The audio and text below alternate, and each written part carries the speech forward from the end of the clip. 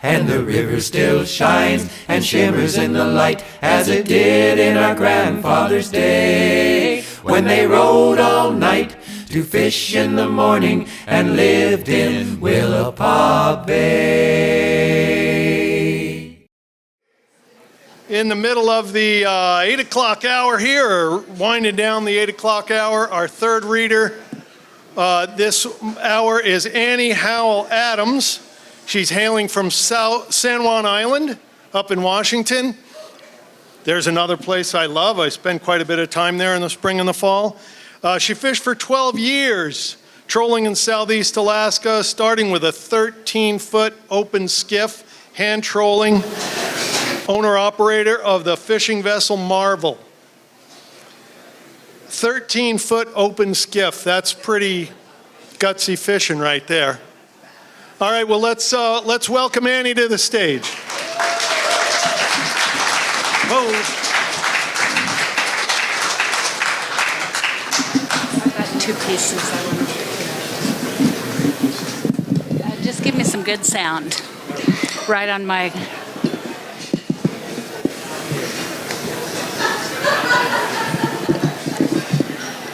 All right, testing. How's that sound, everybody? Sounding good? Can you hear me? Can you hear me? Right, there we go. Boom. All righty. All right. Let's see. I got to be able to read my notes. I'm going to take you on board my fishing vessel, the fishing vessel Marvel. It was a 34-foot wooden trawler built in 1924 in Coos Bay, Oregon. I bought it in Olympia and took it up to Sitka, Alaska. And I'm going to read a little bit of prose, a story about my first day at Cape Edgecombe on my own boat, the Marvel. Okay, the crest of the wave. Opening day of the summer salmon season, I was 24 years old and a bad combination of inexperience, naivete, and fearlessness. The Pacific Ocean wasn't a lake in Minnesota. It wasn't even the serene waters that glisten peacefully around my home on San Juan Island. If I didn't pay attention, the Pacific Ocean was out to kill me. The granite sky closed in like my exhaustion. I pulled 4 lines of trolling gear on board. Looking across the big seas, I wondered which direction offered better shelter for the night.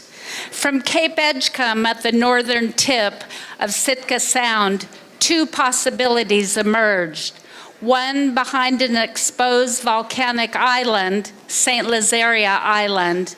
The other, Gilmer Bay, a protected bay 45 minutes run to the north. The bay seemed safer, but I didn't really know.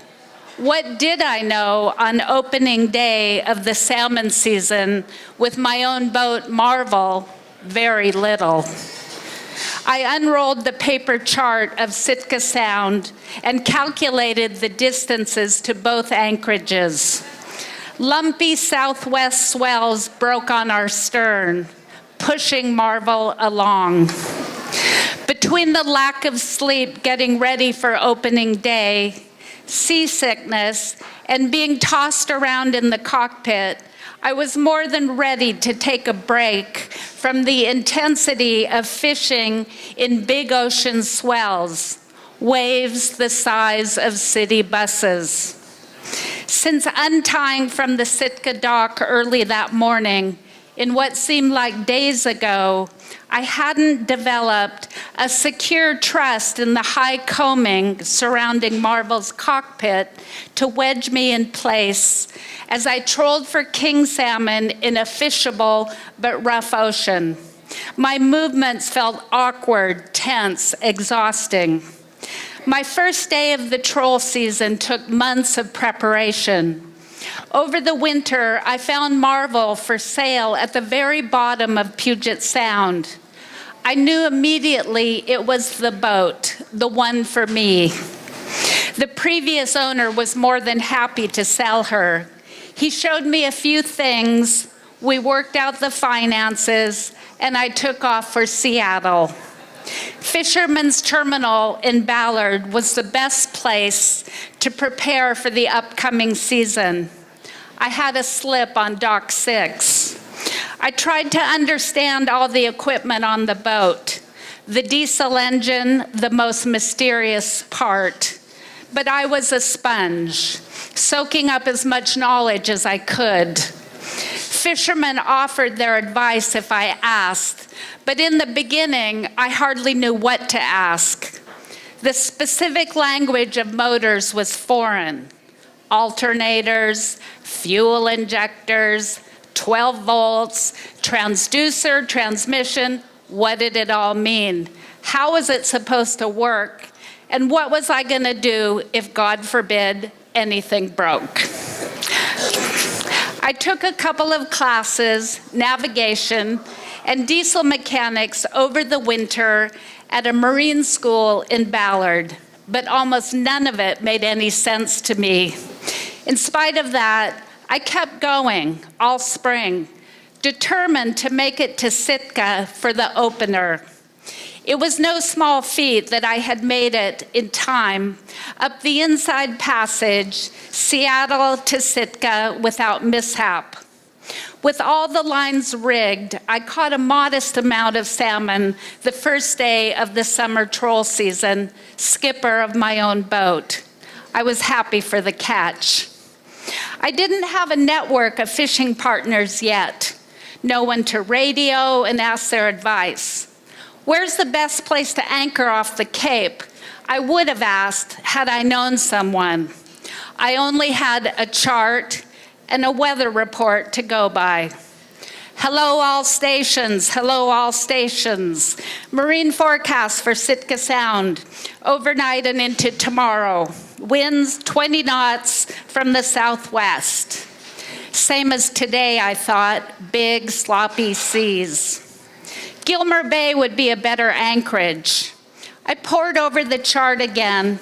The route was fairly straight ahead. At the entrance of the bay, there were two potentially nasty rocks. The dimming light was nerve-wracking. Would those rocks be visible? Why had I waited so long to find an anchorage? Why didn't I ask someone where to anchor before I left town? Now, I had too many questions and not enough time before dark. I was on my own, headed towards the bay's entrance. Marvel rode nicely in the big seas, her stern lifting up each time a wave crested and broke under the hull, snapping us forward like a game of crack the whip. The ocean was toying with me, except for me, it wasn't a game. At the top of a wave, looking down into the trough, the bottom fell away. I spotted a surprise, a deadly surprise, a rock, a reef, a landmine in the sea, waiting in ambush to smash Marvel's hull. What is that? I gasped. I actually didn't see much of the rock itself. What I saw was white water and spray outlining its jagged shape. There shouldn't have been anything at the bottom of a wave, only deep, dark ocean water. A big Pacific swell whipped Marvel forward towards the killer rock. Instinct took hold. I turned the wheel hard to port, veering left, gripping the spokes of the old wooden wheel. I held my breath. Come on, Marvel, let's keep it together. We rode down the wave like a surfer, coming down the face at a diagonal, away from the rock that would have ended my fishing career, sunk my boat, and pulled me into the sea without a trace. After dropping anchor in Gilmer Bay, I unrolled the chart to see what I had missed. What had gone wrong?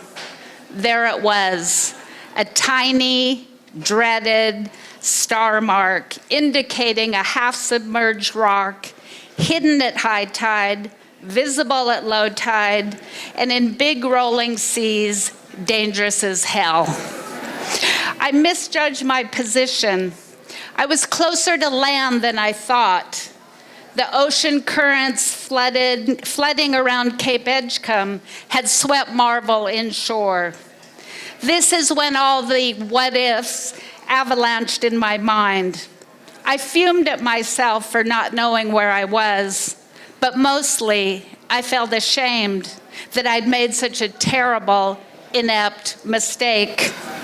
Reading a chart was the only skill I felt confident about, and I couldn't even do that. I collapsed into my bunk. I wanted to hide, forget where I was and what had just happened. Worst of all, I felt that I'd let my father down. He was the one who had taught me to read a chart. The next day, I played out the scene at the top of the wave over and over in my mind. Adrenaline and coffee got me through the first early dawn hours.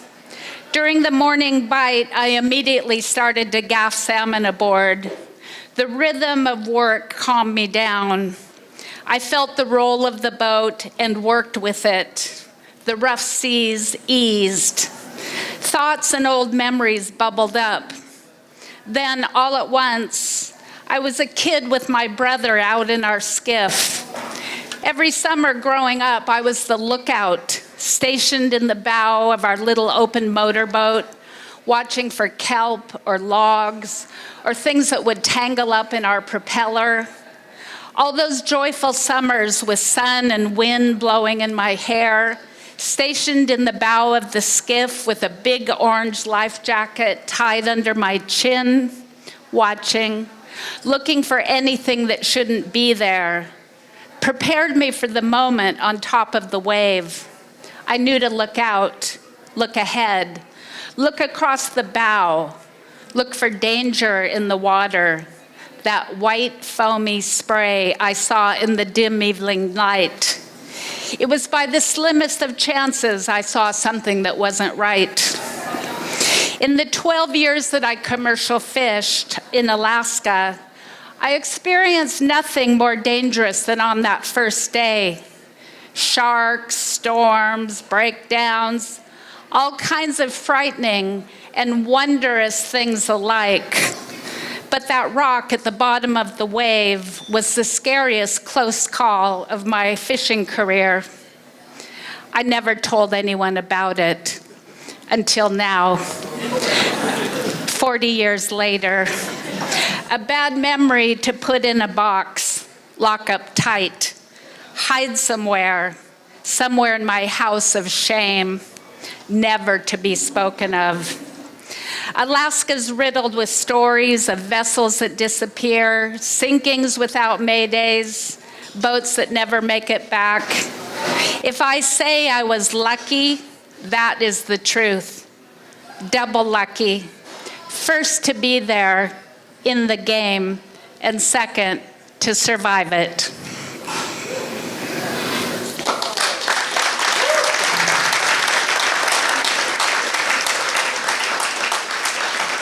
Thank you. Oh yeah, that's good. And I have another little short piece of prose from the end of my fishing career. On either side of my salmon season, I would crew on longline boats, black cod fishing out in the Gulf of Alaska. And I'll just take you on board opening day, or the day before opening day. 3 days before the spring black cod season, a group of storied halibut schooners waited dockside in Yakutat Harbor. Across the bay was a view to a picture-perfect peak, Mount St. Elias. It showed from sea level straight up to its 19,000-foot peak. Spectacular was an understatement. But the Gulf of Alaska weather rarely gave a full, unencumbered view. The boat I was working on, the All-Star, was tied up along one of the piers next to several Highline Seattle boats. the Northern, the Seymour, and the Republic. These legendary boats were the best of the best in the longline fleet. While comparing notes about our diesel stoves and what we made for breakfast, we, the cooks, decided to have a communal halibut potluck dinner. The halibut feed would be in the Seymour's large forecastle, a space that could accommodate all the crews waiting in Yakutat. A hook and line was dropped right off the dock into the pristine harbor. It only took a few minutes to catch a 30-pound halibut, enough for everyone to share. Each cook made their specialty: tartar sauce, garlic bread. My contribution was a big bowl of cabbage and apple coleslaw. The fish was so fresh, it had an iridescent sheen. Bite-sized pieces were cooked up in beer batter on an enormous diesel stove. We shared the fish, the first sacrificial fish of the season, and toasted to good fishing, success, and safety like a blessing of the fleet. At our gathering, I looked at each person around the large wooden table in the galley of this revered wooden boat. The forecastle ambiance spoke of the generations of fishermen who had lived and worked on board. I looked at each face, mostly bearded young men, strong, funny. The vitality was palpable. I was the only woman present, but it was not an issue. I had broken through a door that had always been shut to women. I was there by choice, by courage, by acceptance. I was part of this crew.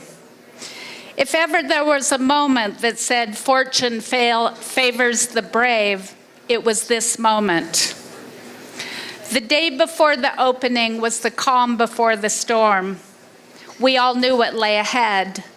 A long run out to sea, out to the edge of the continental shelf, where we would dare the ocean and take our chances to fish for a living. If we'd known what was to come, we might have stayed tied to the dock. But fishing openings weren't that way. If there was an opening, we went out to sea. Thank you.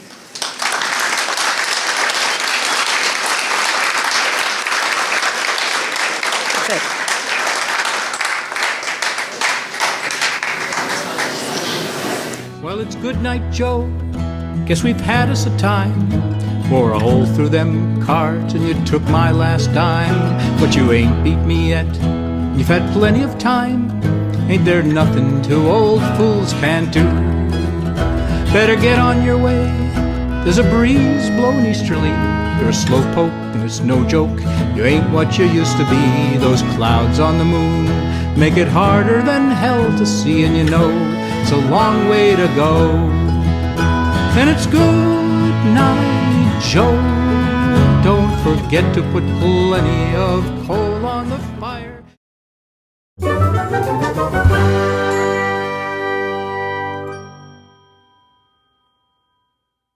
Uploaded to, Oh, I love it. I love YouTube. FisherPoets. Okay.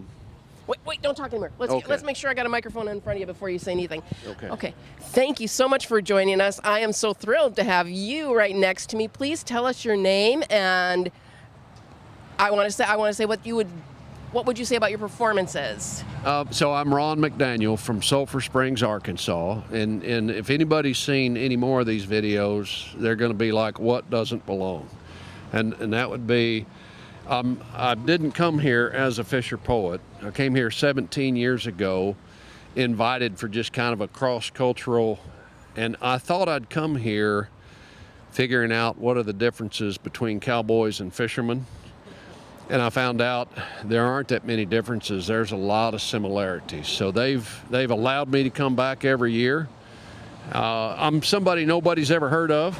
FisherPoets is my weekend of fame, and I love to come recite poetry here with them. I have gone up to SetNet with John Broderick's crew in Bristol Bay to see what commercial fishing was like. And like one of his boys said, there's a lot of blood, sweat, and tears into every bite of salmon we eat, and I'll never forget that. That's very profound. So how many performances you performed last night, right? And you're performing tonight. Where will you be tonight? I'll be at the Columbian Theater tonight in the 9 o'clock hour, somewhere in there. Okay, so that's right over That's there. just right down the block here. What would you like to tell folks to entice them to come and experience this festival? So I've been here 17 years. I travel the whole country, and I'm stunned that people right here, even in this state of Oregon, don't know the most unique event they could possibly come to. And you get a button like this for $20 that lets you go to every venue all weekend long. And trust me, not that I know things about large cities, you can't even park to go to entertainment for $20, let alone go the whole weekend. So if you don't get to Astoria while you still can, you're missing one of the most unique events in America. I would highly recommend that you make a trip to Astoria the last weekend of February every year. Thank you so much for your insight on that. And I know I'm going to kick myself later because I'm sure there are other questions I should be asking you. I just can't think of it while you're right in front of me. Maybe I'll catch you again later. And we'll catch your performance tonight. Well, thank you. Thank you so much. All right, my pleasure. Appreciate it.